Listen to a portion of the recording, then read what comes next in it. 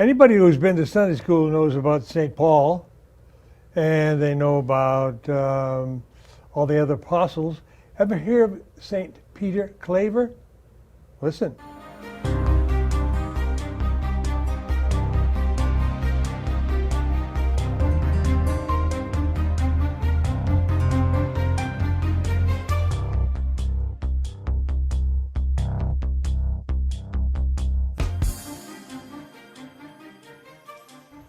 Hello out there, welcome to Wordnet. I'm your host, Jack Knight. My guest today is Michaela LeBlanc. I said that with a slight French accent because she's originally from New Orleans, Louisiana. Now she is, and this is a mouthful, she is the Supreme Lady of the Compton Court, Compton, California, of the Women's Auxiliary of the Knights of St. Peter Claver. Michaela, welcome. Tell us the mission, number one, of the Knights of Peter Claver, and then go down a little bit, one step, tell us about the Women's Auxiliary. Sure, thank you. The Knights of Peter Claver this year is celebrating 110 years of Bravo. existence. We were founded in Mobile, Alabama in 1909 as a mechanism to help our fellow sisters and brothers in the Catholic faith. Our primary mission is to evangelize for our faith, work and support our local parish and the parish priests. We have a high focus on developing our youth, our Catholic youth leadership, and foster good citizens of our country, and to make a difference in all of the communities and areas in which we reside and have local units and a presence. Well, the main objective is to remain relevant in the Catholic Church as being African Americans. In this day and age, we have many different people of color that join the church, but being authentically Black and Catholic is very important to us. So we want to maintain our identity and our relevance in the church through our actions and support. About how many courts are there nationwide? We have approximately 390 courts and councils, and junior courts and junior branches. So we are comprised of men, women, young ladies and young men, starting from the age of 7 years old on up. Amazing. Yes. Now your national headquarters is in Atlanta. Is New Orleans. Oh, no, in New Orleans? In New Orleans, Louisiana. We were founded in Mobile, right. But we're headquartered in New Orleans, Louisiana, on Orleans Avenue. Well, our organization is structured in 6 divisions total, but it's led by the Supreme Knight. James Ellis is the overall leader of the organization, considered as the CEO. Lady Michaela LeBlanc, Supreme Lady, she is the Supreme Lady of the Ladies Division. And of that division, she has a board of directors that has board members and also representatives of each of the 6 districts that she mentioned. On the Knight side, the Supreme Knight, in addition to being the head of the entire organization, he's the chairman of his board, president of his board, which consists of board members and also representatives of the 6 districts. And then our junior division has a junior Supreme Knight, junior Supreme Lady, and they have subsequent boards, and they represent their divisions. And then we have a meritorious division, the 4th degree and Ladies of Grace. Those are members who have been in good standing, that go above and beyond in the good area of good works, and they get recognized to be elevated to 4th degree, and those are our 6 divisions. But each of them are equal in Knights and Ladies. How long have you been involved? I've been involved since I was 7 years old, so I'm about to date myself. I actually pretty much grew up in the organization, in the small rural town of Jennings, Louisiana, where I was born and raised. Very Catholic community. Even if you weren't Catholic, everyone practiced pretty much the Catholic faith. Really? And the Knights of Peter Claver was the organization that developed me as a young lady, as a youth, and I actually got to see the world being a part of that organization. What is the thing about working with the Knights in the Auxiliary that is important to you? It's important to me because this organization made an investment in me. Just a little bit about me. I was a stutterer. I could barely get a sentence out in my young age. Really? Very much so. And the Knights of Peter Claver afforded me an opportunity to gain confidence, develop leadership skills, in addition to emphasizing how important it is to have our Catholic faith and follow the Catholic teachings. So I credit that organization in my early, other than my parents and God, of course, I credit the Knights of Peter Claver, Ladies Auxiliary, and that junior unit that I belong to as a huge part of my growth and development into the person that I am today. I would say for me, Knights of Peter Claver has groomed me to be a better young man and be a better just person in general. It's taught me different things such as how to address people properly, how to become more socially aware, just different type of things. And if as far as school goes, I try to incorporate as much as I've learned in my years of being a junior knight in my school.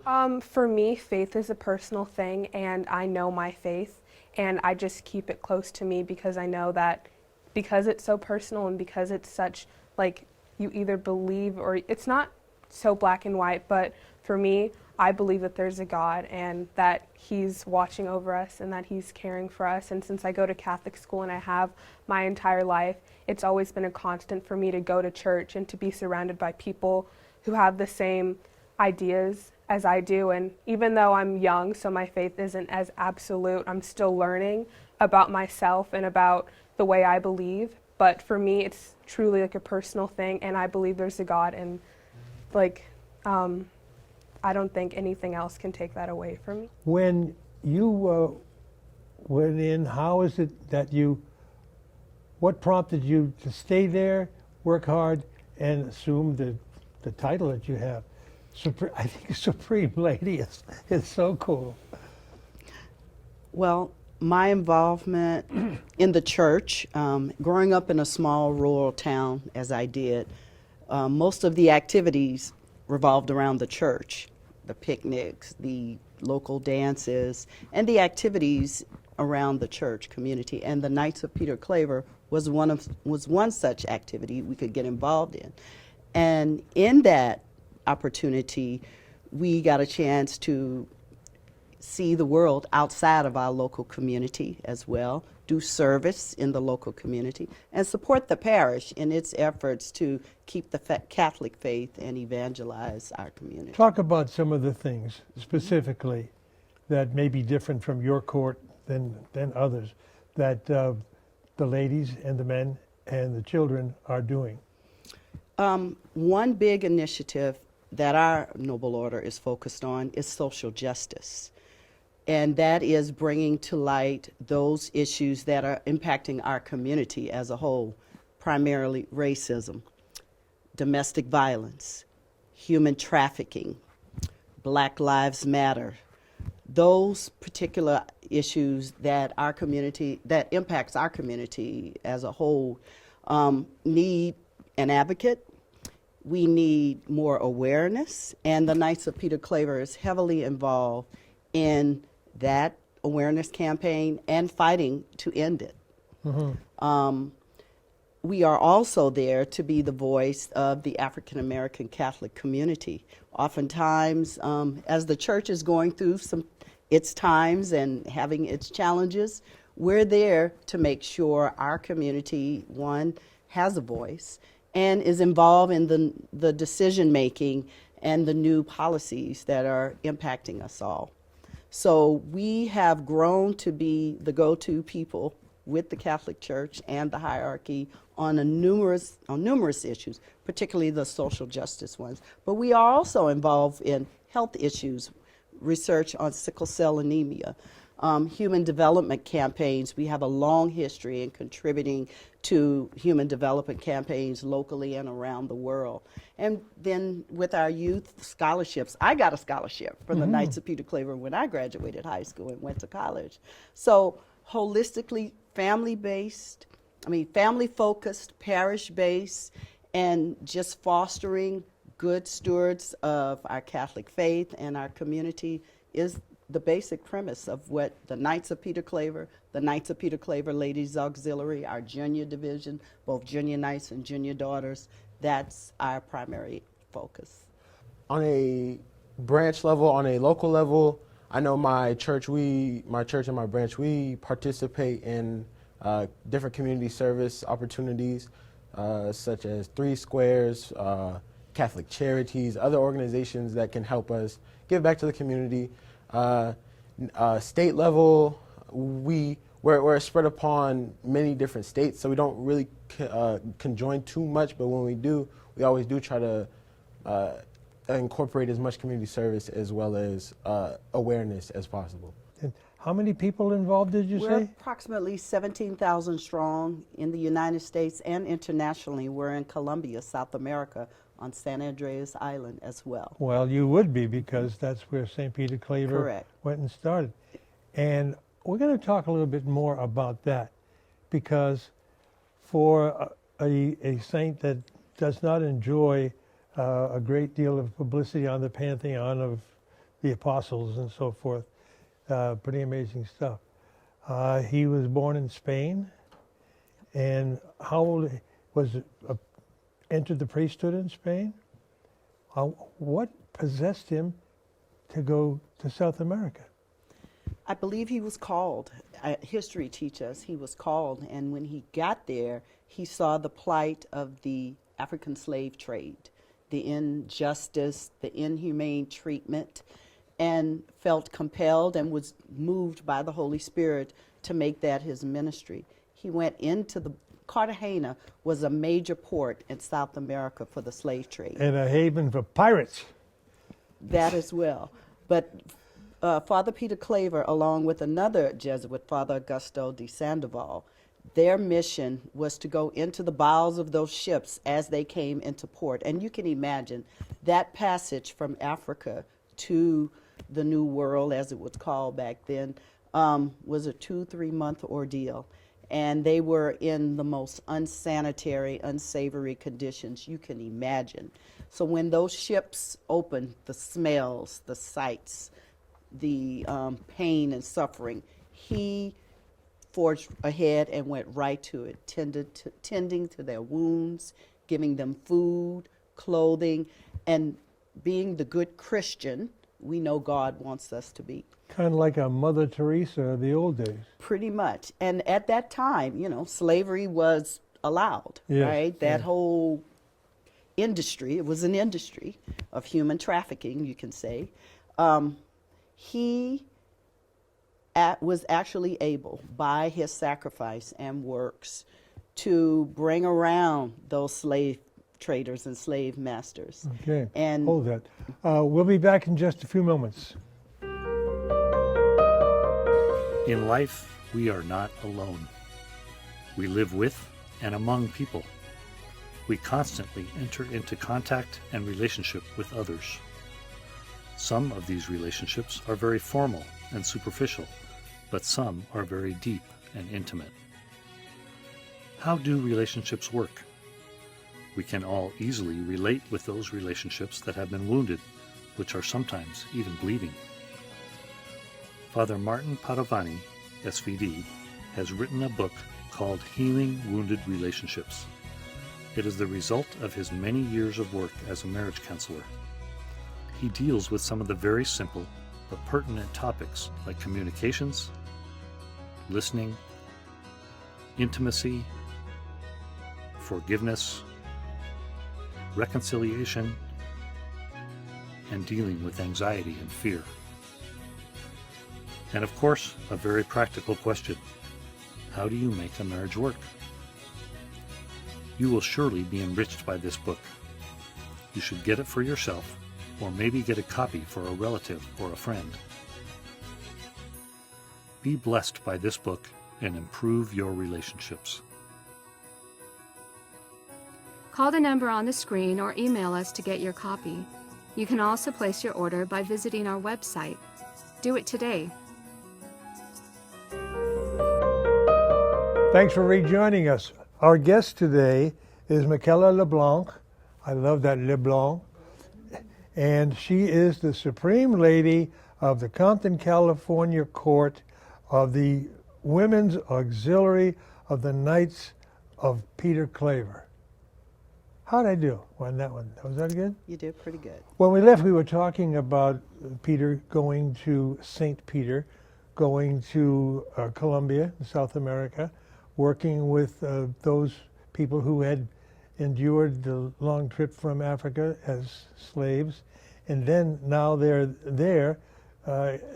Terrible experience, and you can tell me the number of people that were influenced by his work. Over 300,000 is the number that is on historical record that he evangelized into the Catholic faith.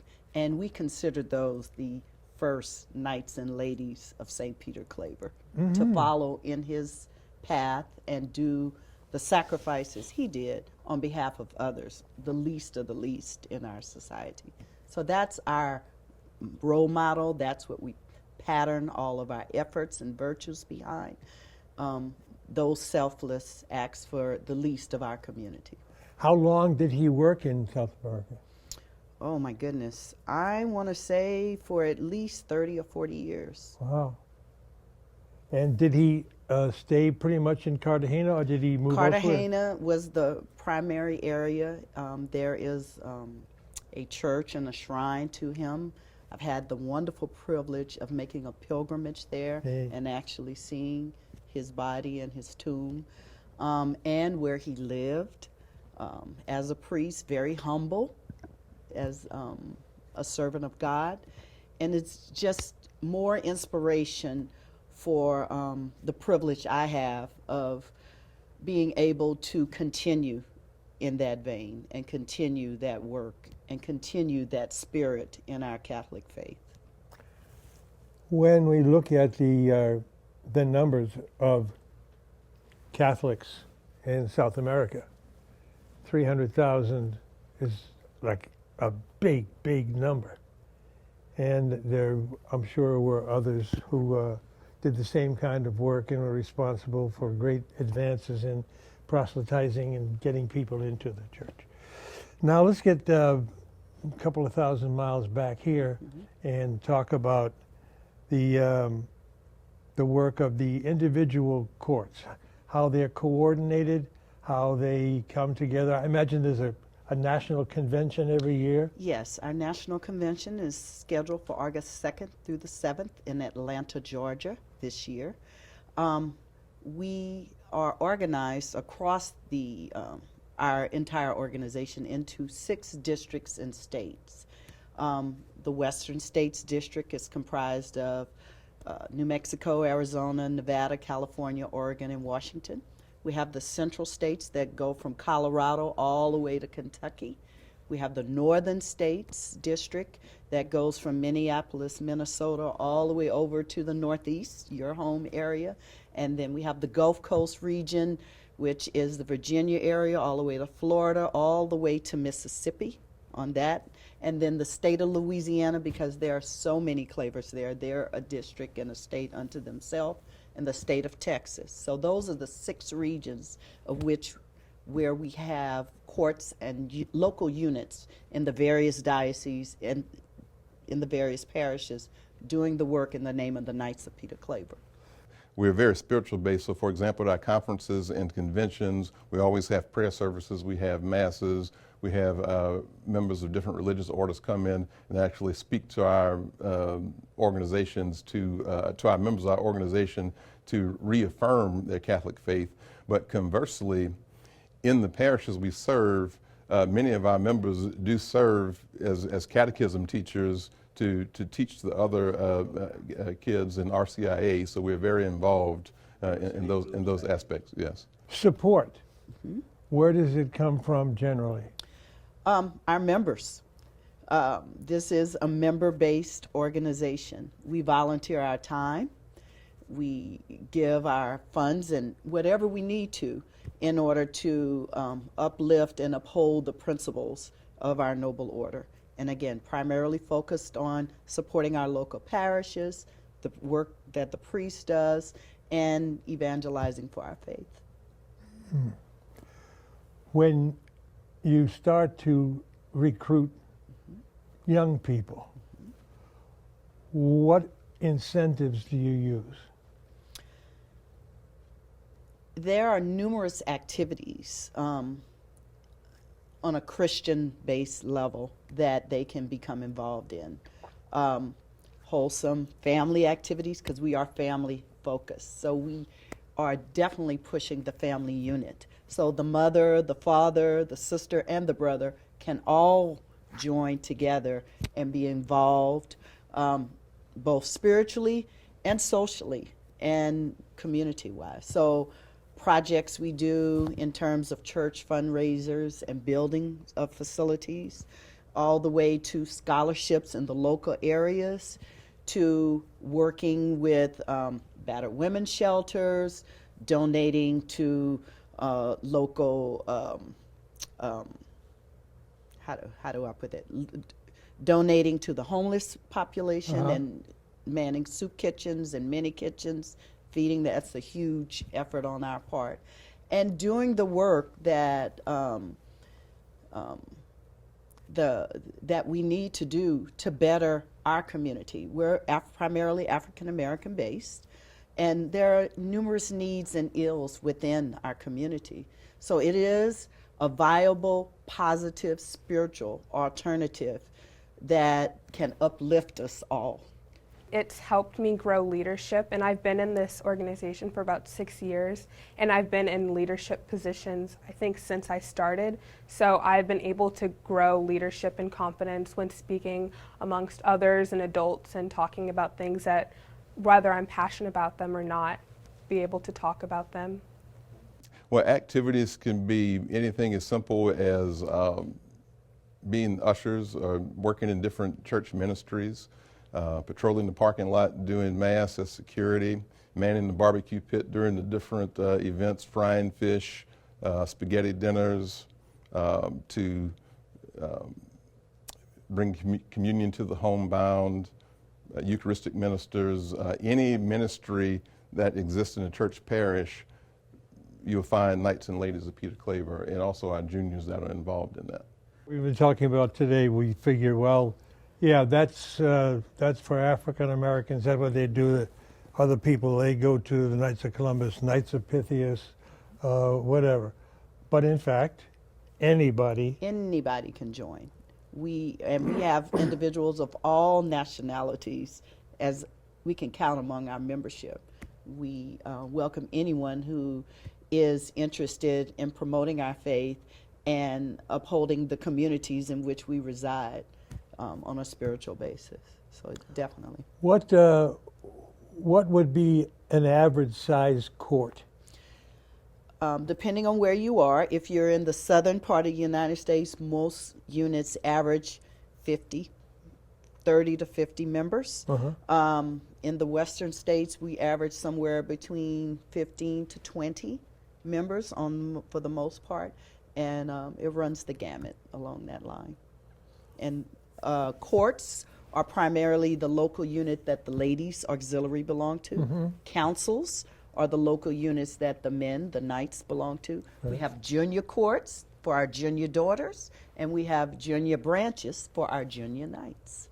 And we're now expanding onto college campuses. Oh, really?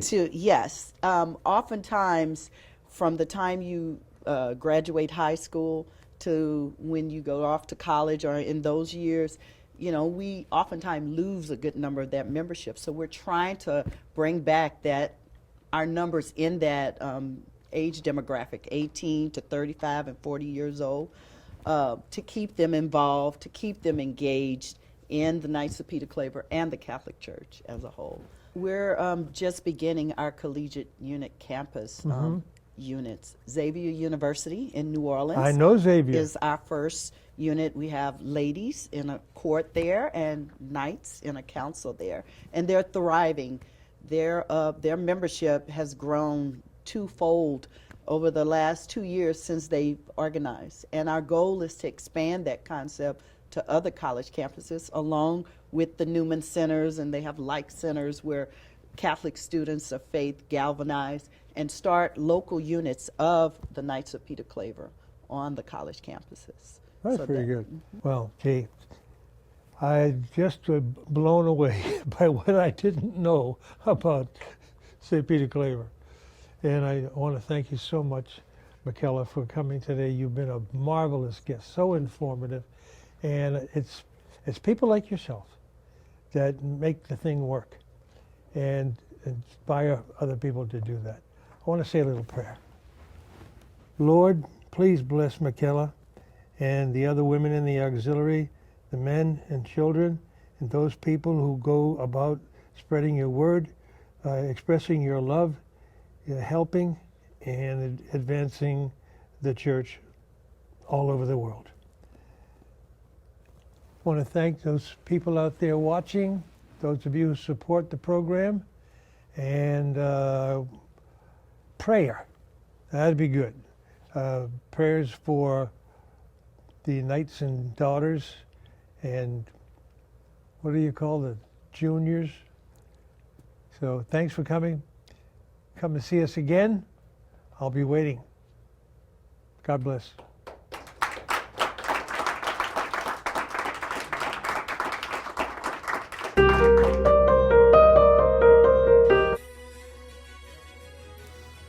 In life, we are not alone. We live with and among people. We constantly enter into contact and relationship with others. Some of these relationships are very formal and superficial, but some are very deep and intimate. How do relationships work? We can all easily relate with those relationships that have been wounded, which are sometimes even bleeding. Father Martin Padovani, SVD, has written a book called Healing Wounded Relationships. It is the result of his many years of work as a marriage counselor. He deals with some of the very simple but pertinent topics like communications, listening, intimacy, forgiveness, reconciliation, and dealing with anxiety and fear. And of course, a very practical question: how do you make a marriage work? You will surely be enriched by this book. You should get it for yourself, or maybe get a copy for a relative or a friend. Be blessed by this book and improve your relationships. Call the number on the screen or email us to get your copy. You can also place your order by visiting our website. Do it today.